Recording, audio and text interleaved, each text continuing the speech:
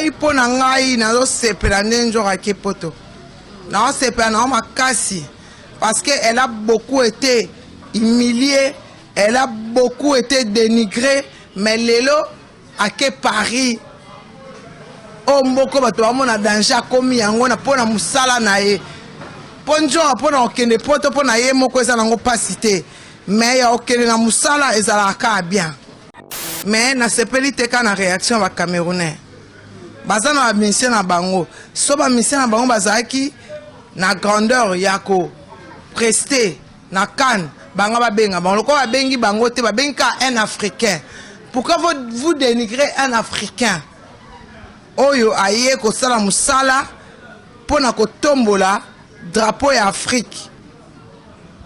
En tout cas moi j'ai beaucoup regretté la réaction ya ba Camerounais. On a regretté vraiment la réaction là bango ya dire que non, il fallait pas falir. On a cause moi musala ya monsieur Moté, soit ça il a fallu na volonté nanga. Au ça il a fallu to so kita déjà pas fallu. Na kita pas fallu, mais si on a lobela mission na lobela on a volonté nanga, personne ne m'y oblige. Nga cause moi monsieur nga za moi sababu ya ndako, tu so ngande ni. Eh. Bobo mabilobela na bino pona bino hein. Je n'ai peur de personne. Je vous respecte. Mais je n'ai pas peur de vous.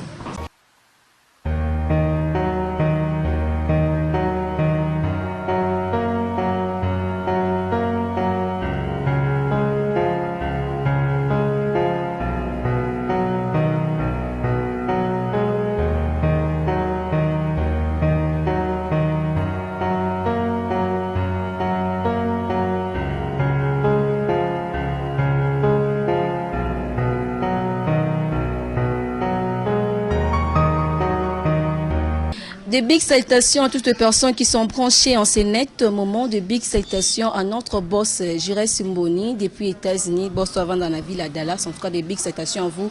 Babi, un grand merci à notre cordon Hervé Kabamba. Pourquoi pas aussi un grand merci à Roméo Moutiani qui est derrière la caméra. En tout cas, Babi, merci pour la confiance et puis votre fidélité que vous ne cesserez jamais de renouveler sur nos antennes. Aujourd'hui, Berthéla qui est tombé là encore, la douce. Autrement dit, je suis pas seule. Je suis avec grande chroniqueuse na biso ya munene nga bien ma chroniqueuse ya munene parce que biso so ndi maye to accepter kazara chroniqueuse vraiment ya munene ya mboka na biso République démocratique du Congo na kombo ya Maniké de John. Avec lui netoye ba rosoma kambebe ba actualité ezo bouger vraiment net. Roméo Moutiani, tu peux m'aider quand même à prendre mon invité Maniké de John. Bonjour Maniké. Bonjour ma chérie. Boni. Ça va par la grâce de Dieu. Santé, ma camion, c'est que non bien. Nous avons reçu la grâce. Maniké, votre côté, on a bien sujet n'abisso parce qu'il y a beaucoup de sujets de relever quoi le réseau bouger net, ma camba qui sinjora, ma camba ya kan ya fali pour pas et sali moi bilinga entre ba chroniqueuse n'abisso na ba camerounaise. Tu as une sur bilan na yo 2021 pour na yomoko et puis na YouTube bilan les années ni ma camba les années ni. Pour na bilan 2021 c'est positif parce que na ça envie. Na ça envie chaîne nangai malgré les bâtons dans le roue, et ceux qui est bien, nous avons la grâce. Je salue Crisco, le voix des Zaïrois, le chef du gang. Et je salue à longue jambe, bonne guérison à sa femme. On a été malade. Donc, on est là, Papi Kéline à Londres, Alain Gigan à Londres. Goretti, vous voyez au moins à Liboso. Alex Kazembe na Kolwezi, Kalate na oza na Kolwezi, wana ba na Kolwezi, bo banga te na effort ya Alex Kazembe na oza na Kolwezi. Donc, Chimène Lopez pour les Carnation de Bruxelles. Je salue Yon Katoukou, l'ingénieur Mosako Moto Nzambe. Je salue Jolie Mayala, séjour na Kinshasa pour Aouta Okoufe la maman nae. Bon, on est ensemble, Sankara de Kunta, on est ensemble. En tout cas, félicitations à Kissi Njora. Njora, un message, moi aussi je t'aime beaucoup. T'inquiète, je vais venir. T'inquiète. Maman Château Rouge, nous sommes recevoir Njora. Sopo na été beau salango ponanga, merci beaucoup. Ok, d'accord. Maniké koti makambo ya Kissi Njora, toko tamba moko na ben émission na biso na vi Kissi Njora. na Paris héritier Watanabe lelo a eu décision comme Kisinjora et ça que non ndeli comme na Kisinjora na Paris et ça linga bien toto ya tembe a réaliser le Kisinjora rêve na ye ya vie ya omona Tour Eiffel ya omona Paris en tout cas toto ya tembe félicitations à toi et félicitations à tout le monde au ba assister au ba ki ozoya na aéroport na sepeli wana papa abananga na sepeli na honneur wana na lingi ba combattant bo tia na se bo sala e mabete aza sœur na bino aza ndeko na bino en tout cas bozala bien na ye na osenga bino ngo penza je vous en supplie na sengi bino ngo à genoux en tout cas Likondi protège Boubou Lionde notre boss. Merci beaucoup d'assistance Nayo. Merci beaucoup à ma boss Nyon Soabe Dachou, Eric Mandala. Je vous salue, meilleurs vœux à vous, à votre famille. Et j'ai dit meilleurs vœux à Fali Poupa du Cap la merveille, El Marabioche. J'ai dit meilleurs vœux à Maestro, le maître, au tamboleo dendio, au tamboleo dendi mama, au tamboleo de, au tamboleo de, au tamboleo dendi mama, au tamboleo dendio, au tamboleo dendi mama, mademune a dendio, au tamboleo dendi mama, au tamboli, au tamboli, au tamboleo dendi mama, il y a encore le kota pata musobolo, Babite mboka na biso lokota pata musobolo. On est là donc Toningi, la musique congolaise aille de l'avant, voilà. Ok, nous sommes ici avec Maniké de John. Babi, un grand merci. Naba, on y besoin soutenir ceux de loin et de près. Babi, Yann Dimos a confité parce qu'on voit des pages Facebook ils ont publié Babilo Moussotoko publié Basakana na Moli Moutoute Yann Dimos en Afrique d'ici. En tout cas, toi arrêtez vraiment. Basige Moussou déjà basige ko sekate. Yann Dimos est en vie. Maniké, tout le monde le beli makambo ya Kisinjora. Tous en a besoin. Kisinjora a le cas qui est pas ya batu belé. Abandon ça il a batu belé. À part héritier Watanabe, à l'état qui est pas ya Kofi Olomide, à l'état qui est pas ya Jibem Piana, à l'état qui est pas ya Sony européen à son âme.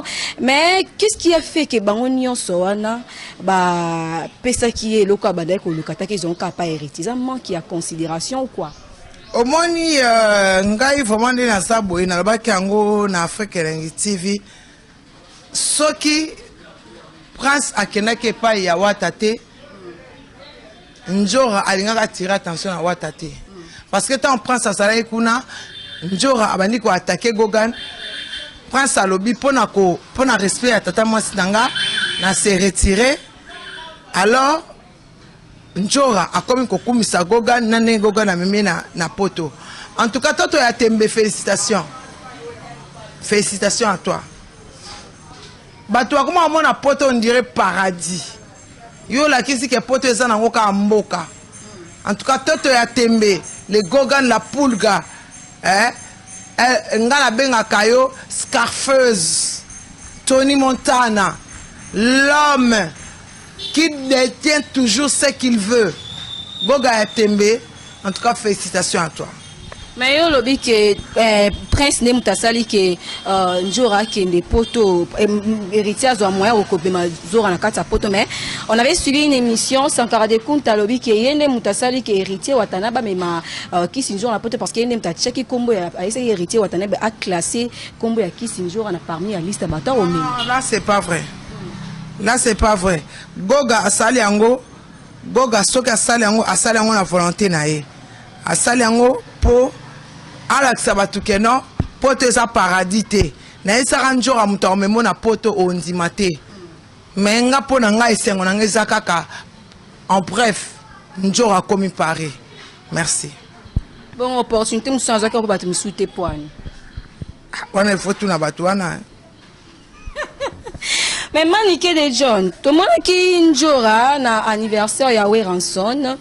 Tu as évité Yemoro Kaka, baba émission le Kaka autrefois, Niaka Weranson, le baraza formateur T, et puis le quoi n'est pas moi patient à ta maison, mais subitement, tout le monde qui s'injoue à anniversaire ya Weranson. On est la famille. On est vraiment la famille. Et là, on on est la famille. Si la famille est mbaka et katanarati. C'est pourquoi je dis que non. Le quoi si la famille est mbaka et katanarati. Goga a salué oh il fallait ça là. Félicitations à lui. A Mimi Njora na place où on a Njora que non. Et c'est impossible que Njora que ngai. Elle est n'anga kaya ngoana c'est tout. Mais man kele to moni ozolo ba mingi te to ebite ozana kati ba prière ozana kati ba nini poto mona ki lo beno ya moko ngere sala moi bien ceux qui njora yoki make man kazo kumisa ngo pe mabometo mona za mo mali to ebite na malili te ngai pona ngai na zo sepela njora ke poto na sepela na makasi parce que elle a beaucoup été humiliée, elle a beaucoup été dénigrée, mais lelo à que Paris o mboko bato bamona danger komi yango na pona musala na ye ponjo pona okende poto pona ye moko eza nango pasité mais ya okende na musala ezala ka bien. C'est pourquoi j'ai dit merci à Goga. Merci à Goga. Manike, tout le moment likamuke à artiste musicien Fali, likambo ya Cannes, à Utuko Beta, na Cameroun, à chaque ouverture ya Cannes, les loyo, tu évité impression les akina oni comme un musicien munene mboka na biso, ko beta vraiment ko ça la ouverture ya Cannes na mboka mususu. Ça linga bien, mais na sepeli teka na réaction ba Camerounais. Bazana na mission na bango so ba mission na bango bazaki na grandeur yako prester na Cannes banga ba benga bango ko ba bengi bango te ba benga un africain. Pourquoi vous dénigrez un africain oyo aye ko sala musala pona ko tombola drapeau ya Afrique? En tout cas moi j'ai beaucoup regretté la réaction ya ba Camerounais. On a regretté vraiment la réaction à Bango à dire que non, il fallait pas Fali. Il fallait pas Fali pourquoi? Il fallait pas Fali pourquoi? Qu'est-ce que Fali a fait? Il fallait pas Fali pourquoi? Et là on il fallait ça qui a mabé. Oyo akokai kozala na nini na présentation ya Kante. Derrière chaque méchanceté, il y a de la jalousie. Donc, non, c'est pas la mingi, tous en harmonie. Et ça, bien. Bon, bah, mon qui peut-être ndenge ba artiste et musicien na bango bazali, mais ba ke zoka ka fali poupa, fallait ba peste opportunité, on a peut-être na ba artiste na bango. Est-ce que yo soki na mboka na biso sala melo kwa ne sala mais est-ce que yo c'est pas non? Et nous les Congolais nous sommes pas jaloux. Ceux qui ezala que un Camerounais nde ba choisir qui est tonga to mona oka normal tonga to mona normal bango ne ba mona ngo danger ne ba bengi Fali et puis Fali ne mutazo représenter Afrique mobimba na minute oyo eza Fali ne mutazo présenter yango Afrique mobimba ça présenté par Fali et azo ça la fierté Afrique.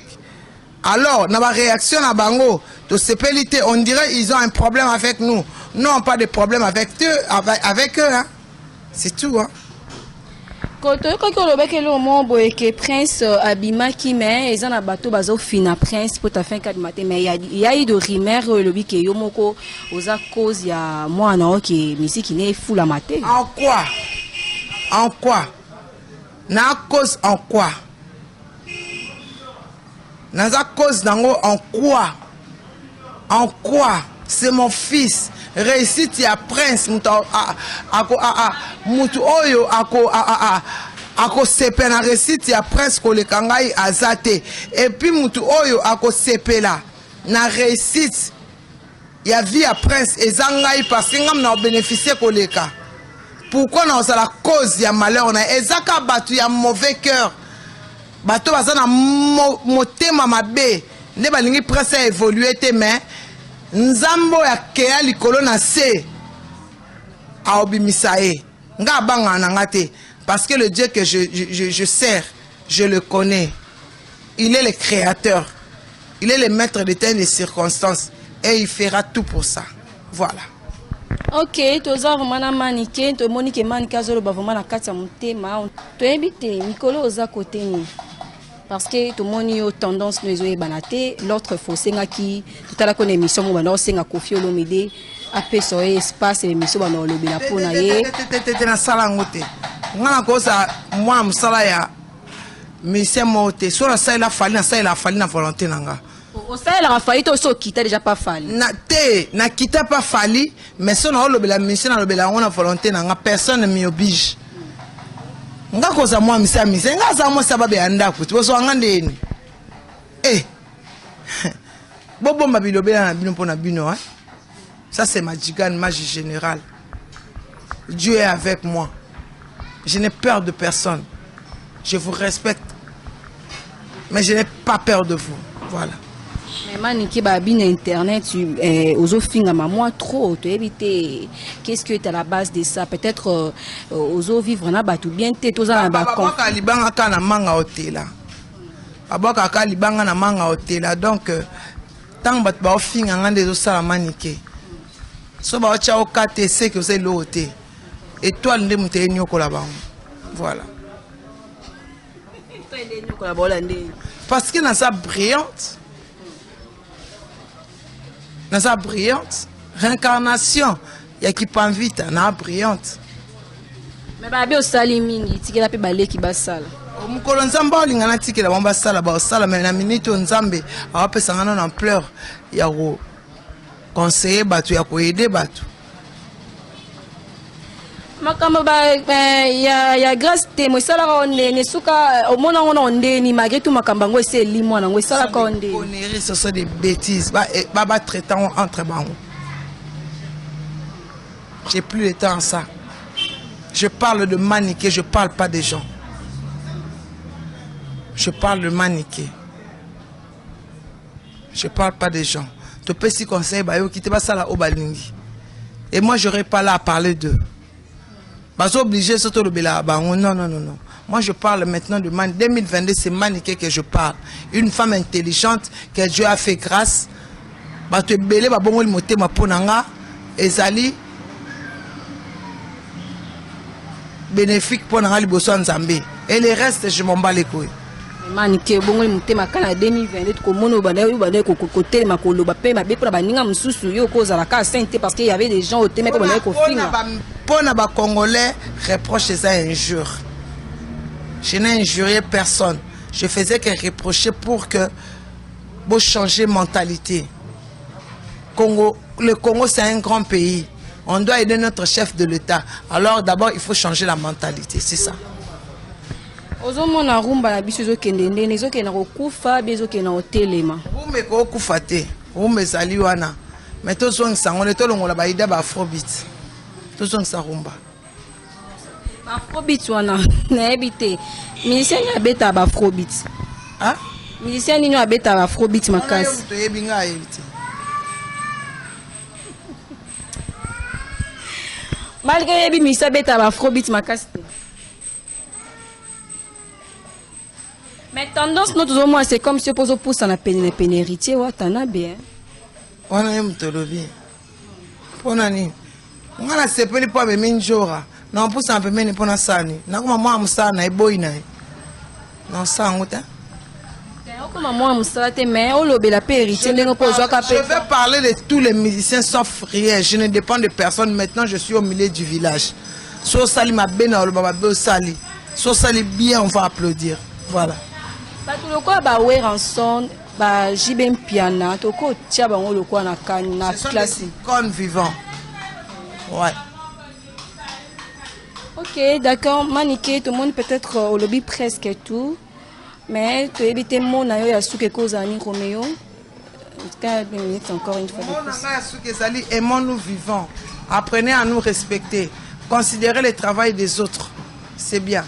Merci beaucoup. Nous sommes arrivés pratiquement à la fin de cette grande émission. Merci à toutes les personnes qui nous ont suivis avec beaucoup d'attention. Merci à Roméo Moutiani qui était derrière la caméra. Merci à notre boss Jurès Simboni. On se retrouve prochainement, même chaîne, avec un nouveau numéro. Bye.